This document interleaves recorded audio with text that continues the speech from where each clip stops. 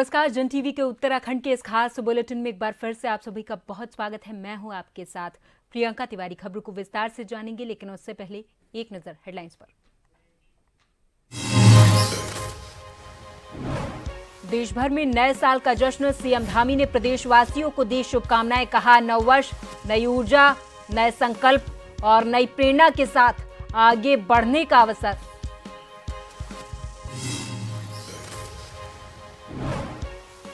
नए साल के पहले मुख्यमंत्री पुष्कर सिंह धामी का ऐलान, प्रदेश में इसी महीने से लागू होगा यूसीसी।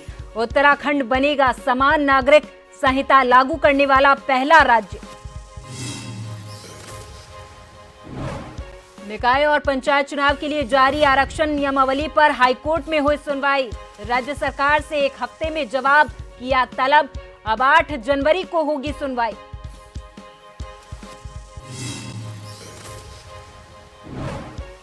अवैध शराब के खिलाफ लक्सर पुलिस की बड़ी कार्रवाई। कई जगहों पर मारा एक साथ छापा। 12 शराब तस्करों को किया गिरफ्तार।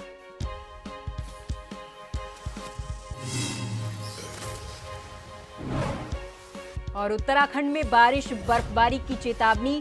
5 से 6 जनवरी को पश्चिमी विक्षोभ हो सकता है एक्टिव।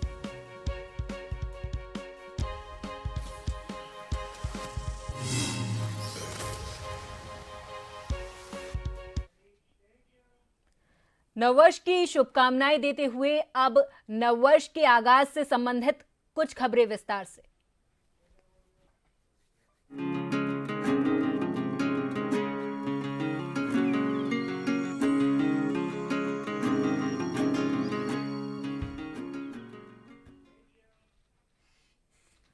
उत्तराखंड के मुख्यमंत्री सीएम धामी ने प्रदेशवासियों को नववर्ष की शुभकामनाएं दी हैं। सीएम धामी ने सोशल मीडिया के प्लेटफॉर्म पर लिखा कि समस्त प्रदेशवासियों को नववर्ष 2025 की हार्दिक शुभकामनाएं। ये नया वर्ष आप सभी के जीवन में सुख, समृद्धि और सफलता लेकर आए, यही मेरी ईश्वर से कामना है। नववर्ष नई ऊर्जा और नए संकल्प और नई प्रेरणा के साथ आगे बढ़ने का अवसर है।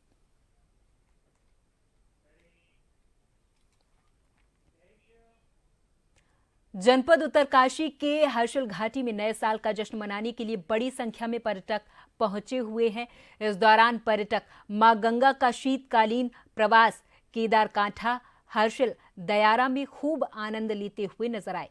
बता दें कि विभिन्न हिस्सों से महाराष्ट्र, गुजरात, दिल्ली, पंजाब, हरियाणा से पर्यटकों का दल यहां पहुंचा हुआ है।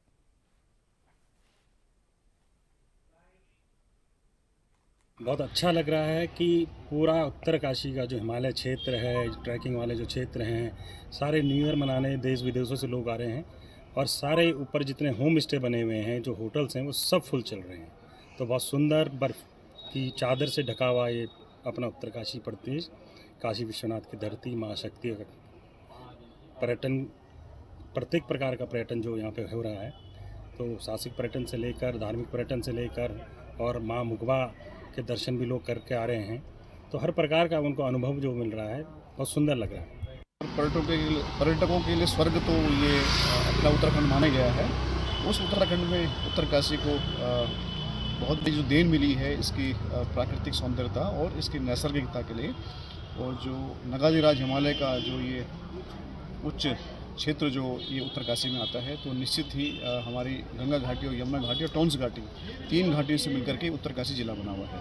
तो इन तीनों घाटियों में अगर आज के समय में देखा जाए, और ये नए साल का भी जो ये आगाज़ हुआ है, और बहुत ही प्रकृति ने, जिसे कह सकते हैं कि, और मौसम ने बहुत ही मतलब अच्छा अपना पूरा वर्चस्व दिखाया है, जिससे अच्छी बर्फबारी हुई है।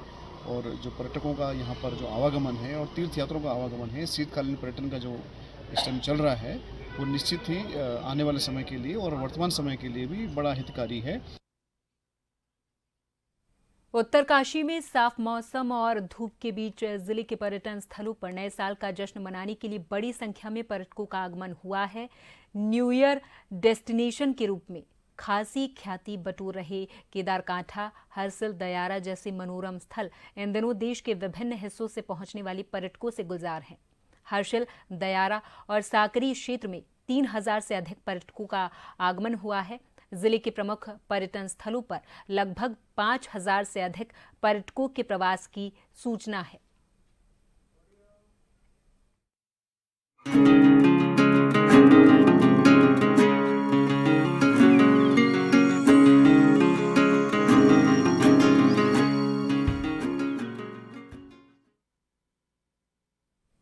इधर उत्तराखंड के मुख्यमंत्री पुष्कर सिंह धामी ने ऐलान किया कि राज्य में जनवरी में समान नागरिक संहिता लागू कर दी जाएगी।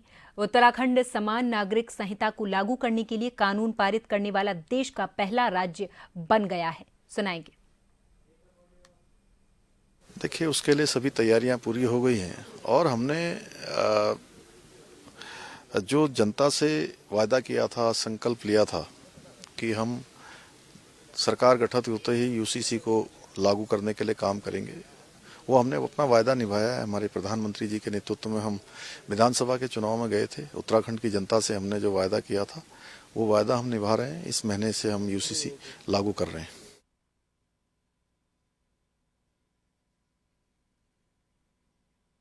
को लेकर के राज्यसभा सांसद नरेश बंसल ने कहा कि नए वर्ष में उत्तराखंड चौमुखी विकास की ओर अग्रसर होगा। प्रदेश में नए साल में रोड कनेक्टिविटी, वायु कनेक्टिविटी के क्षेत्र में और विस्तार होगा। डबल इंजन की सरकार 2047 के विकसित भारत के संकल्प के साथ राज्य के विकास को भी नया आयाम देगी, जिससे प्रदेश 2047 तक देश के अग्रणी राज्यों में शामिल हो सके।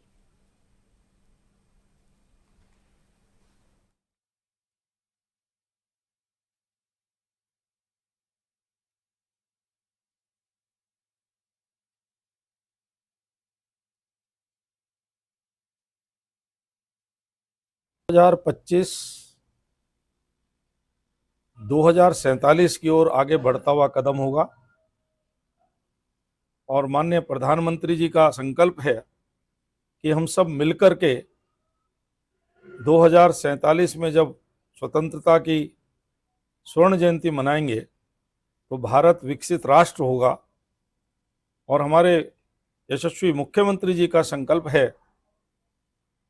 कि उसमें उत्तराखंड अग्रणी प्रदेश होगा। उन्होंने कहा भी है कि जब उत्तराखंड 25 वर्ष का होगा तो भारत के अग्रणी राज्यों में होगा। उत्तराखंड में होने वाले निकाय चुनाव को लेकर सरगर्मी अब तेजी के साथ शुरू हो गई है, तो वहीं चुनाव मैदान में अपनी किस्मत आजमा रहे विभिन्न पार्टियों के प्रत्याशियों ने भी अपना चुनाव प्रचार तेज कर दिया है, जिसके चलते बुधवार को भारतीय जनता पार्टी के राष्ट्रीय प्रवक्ता और राज्यसभा के सांसद डॉक्टर संबित पात्रा रामनगर नगरपालिका के अध्यक्ष पद के पार्टी के प्रत्याशी मदन जोशी के समर्थन में पार्टी के चुनावी कार्यालय पहुंचे, जहां उन्होंने पार्टी प्रत्याशी मदन जोशी के साथ ही रामनगर विधायक दीवान बिष्ट और कार्यकर्ताओं से मुलाकात की है। इस दौरान कार्यकर्ताओं ने उनका जोरदार स्वागत किया है।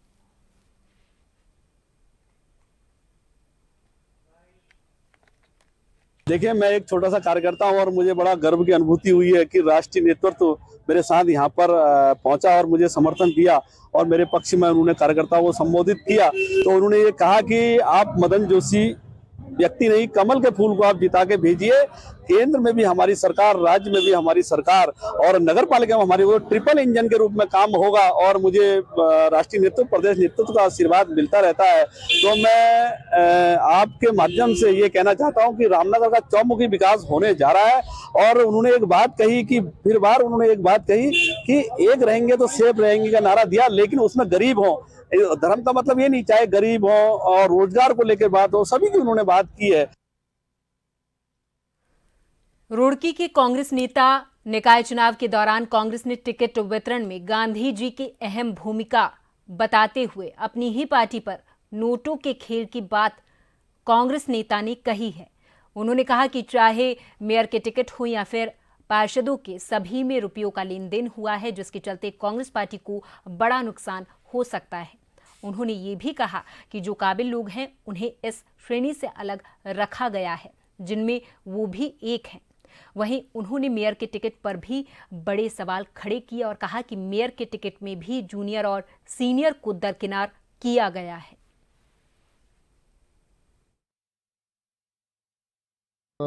बहरहाल जिस आदमी को टिकट दिया गया है हम उसका समर्थन करेंगे, उसे वोट देंगे, ये तो एक अपनी जगह बात है।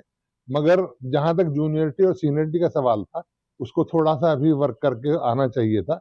सीनियर लोग भी यहाँ बैठे हुए थे, सीनियर लोगों को बिल्कुल दरकिनार किया गया और उस बच्चे को, जो हम तो कहते हैं हमारे तो बच्चों के समान है, जिसको टिकट दिया गया, अब पता नहीं उन्होंने क्या देखा, ये तो वही समझ सकते हैं। कांग्रेस पार्टी के वरिष्ठ नेता प्रदेश उपाध्यक्ष संगठन मथुरा दत्त जोशी टिकट बंटवारे से नाराज नजर आ रहे।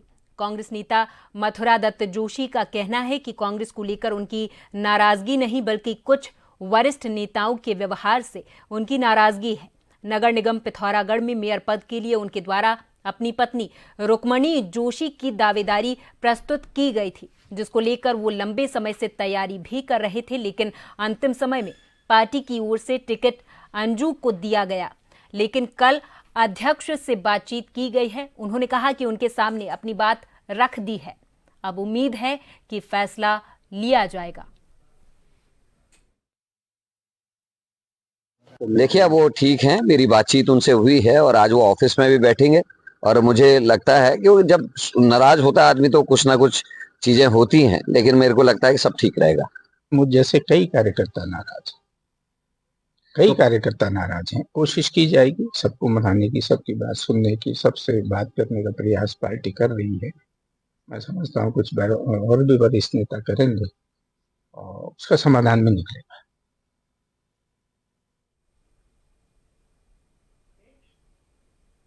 और यहाँ पर वक्त है एक छोटी सी ब्रेक का। फौरन हाजिर होंगे कुछ और खबरों के साथ।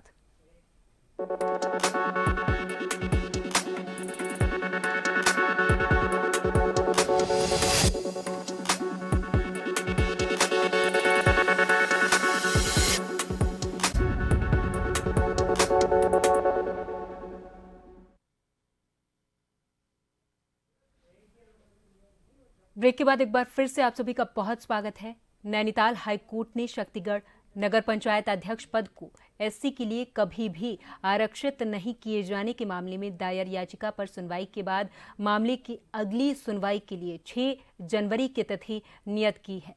न्यायमूर्ति राकेश थपलियाल की एकल पीठ के समक्ष इस मामले की सुनवाई हुई।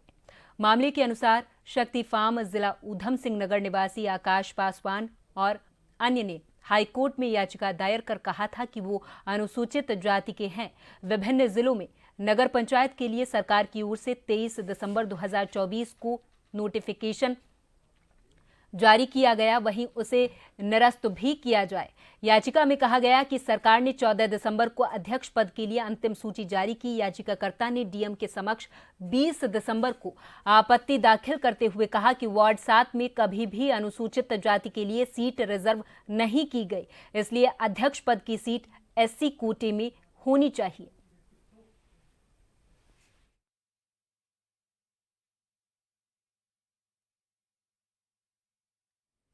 हाईकोर्ट ने राज्य सरकार की ओर से जारी निकाय चुनाव और पंचायत चुनाव कराने के लिए 2024 की आरक्षण नियमावली पर 1 हफ्ते में जवाब तलब किया है। वहीं मुख्य न्यायाधीश नरेंद्र और वरिष्ठ न्यायमूर्ति मनोज कुमार तिवारी की खंडपीठ ने आरक्षण नियमावली को चुनौती देने वाली याचिका पर सुनवाई के बाद अगली सुनवाई के लिए 8 जनवरी 2025 की तिथि नियत की है। वहीं हाईकोर्ट में राज्य सरकार की ओर से ये कहा गया कि 2024 की आरक्षण नियमावली सही है। इसके अनुसार निकाय चुनाव का आरक्षण कमेटी ने तय किया है, इसमें अब हस्तक्षेप न किया जाए क्योंकि नामांकन प्रक्रिया हो चुकी है। राज्य सरकार का चुनाव प्रोग्राम भी तैयार है।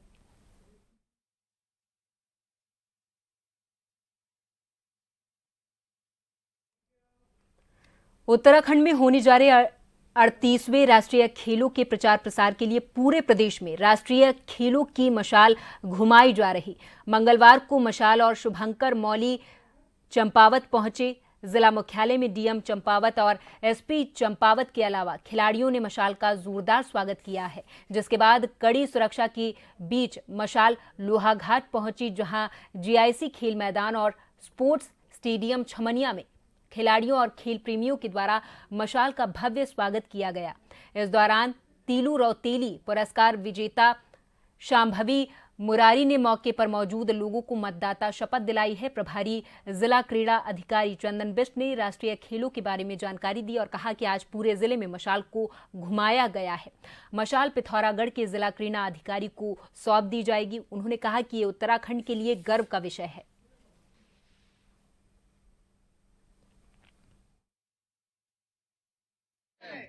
राष्ट्रीय खेल हमारे प्रदेश में 28 जनवरी से 14 फरवरी के मध्य आयोजित किए जाने हैं और इसकी जो ये मशाल यात्रा है ये प्रचार प्रसार के लिए यहाँ पर आयोजित की जा रही है कि हमारा प्रदेश एक छोटा सा प्रदेश होकर इतने बड़े संकल्प को पूरा करने जा रहा है।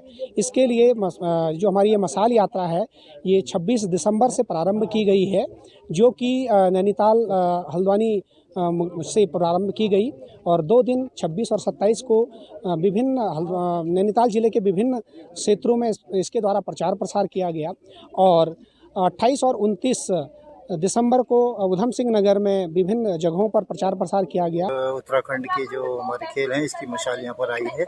आज हमने इनका सभी खेल खिलाड़ियों और सामाजिक लोग और पूर्व खिलाड़ियों द्वारा इसका स्वागत किया गया और सभी हम लोग इसमें समारोह में शामिल हैं और अभी लोहाघाट के अंतर्गत अपने जीआईसी में पहुंचे हैं। हमने इसको ऋषिसर से जीआईसी तक और जीआईसी से हम इसको खेल मैदान छमनिया तक इसका हम प्रतीक रूप में जो है इसमें प्रतिभा करें। बात तो पूरा जिला प्रशासन के भी हम बहुत आभारी हैं कि उन्होंने पूरे प्रशासन की टीम को और एसपी साहब के बाद आ रहे पूरी पुलिस प्रशासन की टीम को भी उन्होंने हमें यहाँ उपलब्ध कराया है और उससे एक माहौल पैदा करने में बड़ी सहूलियत मिली है। पुलिस के लोग प्रशासन के लोग जब मिले हैं तो काफ़ी इससे माहौल हम चाह रहे हैं जो निकल रही है मशाल पूरे क्षेत्र में इससे काफ़ी जागरूक हो गए खिलाड़ी। आने वाले समय में निश्चित रूप से खेलों के प्रति खिलाड़ी का रुझान होगा और राष्ट्रीय चित्र पर कहीं न कहीं अपना स्थान अवश्य प्राप्त करेंगे। और मैं प्रशासन के लिए पुनः कह रहा हूँ, तहसीलदार साहब खुद खड़े हैं यहाँ प्रशासन के लोगों का, जिला प्रशासन और पुलिस प्रशासन काफ़ी बड़ा योगदान उनका इस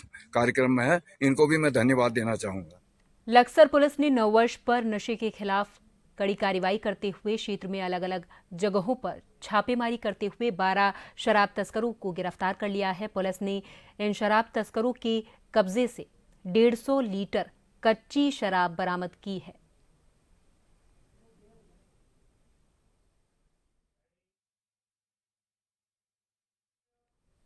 हरिद्वार के भूपतवाला में स्थित आश्रम की बेशकीमती 56 बीघा जमीन को लेकर दो पक्ष आमने सामने आ गए।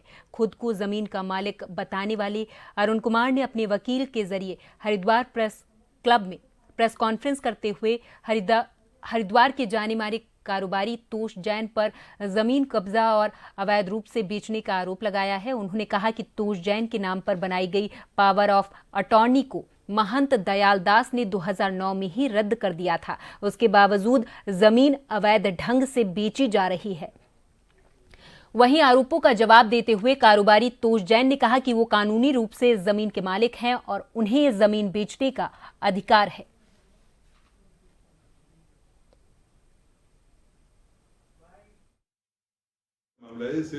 महंत दयाल दास के द्वारा जब पता लगा कि ये जो तोष जैन है ये इसके खुर्द-बुर्द करना चाहते हैं संपत्ति को, तो उन्होंने पावर अटॉर्नी 7/9/2009 को निरस्त करा दी थी और इसका पब्लिकेशन हरिद्वार में उसमें अखबार में करा दिया था।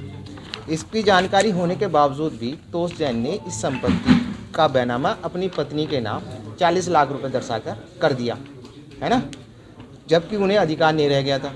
क्लाइंट ने अरुण कुमार ने एक मुकदमा दायर किया हुआ है सिविल जज के यहाँ और वो विचाराधीन है। इस दौरान ये छुट्टियों का फ़ायदा उठाकर इस संपत्ति को खुर्द-बुर्द करना चाहते हैं और कहीं इन्होंने इसमें एग्रीमेंट कर दिया किसी पार्टी को, दिल्ली की एक पार्टी। जो व्यक्ति आया था प्रेस कॉन्फ्रेंस जैसे की है उसका नाम अरुण कुमार है। यह उत्तर प्रदेश का सबसे बड़ा भूमाफिया यशपाल तोमर का सगा साला है। इसने भी यह आरोप लगाए कि हमने राजीनामे का और पावर ऑफ अटॉर्नी कैंसिल होने के बाद भूमि को बेच दिया है, जो कि सरासर गलत है। यदि इसका कहना है कि बकौल इसके हमने अगर पावर ऑफ अटॉर्नी बाबा ने कैंसिल कर दी और फिर ये राजीनामे के लिए क्यों हमारे पास आया, ये सब आक्षेप लगाने के इससे कुछ नहीं होता। ये सब लोग एक संगठित गिरोह के रूप में चलते हैं। इनकी मंशा शुरू से ही 2008 से, जो कि पहले भी हमारा विवाद चला था, वही मंशा है कि इनको फ्री की जमीनें हड़पनी है। एक गिरधारी लाल चावला है, उनकी जमीन को भी इन्होंने 36 करोड़ में लिया, लेकिन उसके पैसे ना दिए और उसकी वजह से वो भी सफर करते हुए स्वर्ग सिधार गए। फायर सीजन शुरू होने से पहले ही वन विभाग अलर्ट हो गया है। उत्तराखंड के जंगलों को आग से बचाने के लिए वन विभाग की कोशिशें कुछ खास दिखने जा रही हैं। हालांकि वन विभाग अपनी ओर से वनाग्नि सुरक्षा के लिए नए नए प्रयास करने में जुटा हुआ है।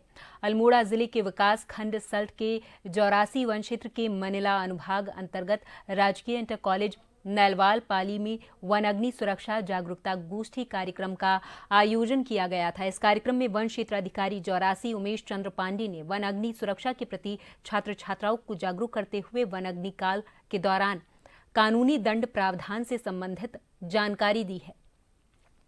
साथ ही स्थानीय ग्रामीणों से अपील करते हुए कहा कि वनाग्नि काल से पूर्व अपने नाप खेतों में खरपतवार, ओड़ इत्यादि को अपनी निगरानी में जलाने के लिए आह्वान सभी से किया है। इंटर कॉलेज नैलवाल पाली में वनाग्नि सुरक्षा जागरूकता गोष्ठी कार्यक्रम का आयोजन किया गया। वनाग्नि काल दौरान वनों में जिस तरह से आग लग रही है, जिस कारण जितने भी हमारे जो है वन्य जीव हैं वो आबादी की ओर रुख कर रहे हैं, जिससे कि मानव वन्य जीव संघर्ष की घटनाओं में भी लगातार जो है इजाफा हो रहा है। इस संबंध में विस्तृत जानकारियाँ दी गई। जिस तरह से हमारे जो जल स्रोत हैं वो सूख रहे हैं और जलवायु परिवर्तन हो रहा है और ग्लोबल वार्मिंग, जिससे कि विभिन्न प्रकार की प्राकृतिक आपदाएं आ रही हैं, तो इन सभी का कारण कहीं ना कहीं जो है वनाग्नि है। तो इसलिए आज टीम द्वारा यहाँ पे विद्यालय में प्रचार प्रसार किया गया और सभी से जो है वनाग्नि काल दौरान सहयोग करने की अपील की गई, जिसमें विद्यालय परिवार द्वारा भी अपना सहयोग किए जाने का आश्वासन दिया। और इसी के साथ इस बुलेटिन में फिलहाल के लिए मेरे साथ बस इतना ही। आप देखते रहें जन टीवी। नमस्कार।